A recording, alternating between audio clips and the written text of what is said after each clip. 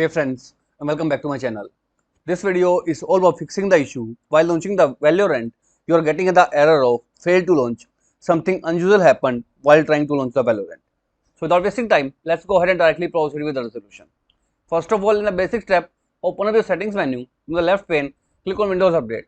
And if any kind of update is pending at your end, choose the option Download and Install to make your operating system up to date. Once it is updated, close it. Right click on Start menu, choose the option Run, type here regedit and then hit the Enter key. Now right in this address bar, you need to paste an address. This is the address. Get this address from description of this video.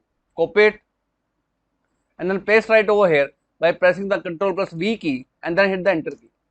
Now in this right pane, you will find a file with the name dev override enable. For some users, this dev override file is not available. So I'll go ahead and first of all delete it. So if this file is not available, you need to right click, choose the option new and select the option dword 32-bit value.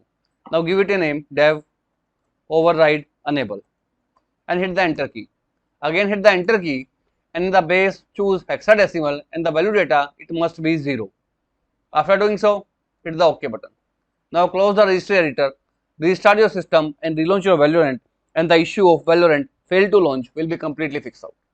So as of now, this is all about it friends. If this video works out for you, I request you to please click on subscribe button and turn on the bell notification icon to continue receiving update from my channel. Thank you so much friends. Thank you for watching.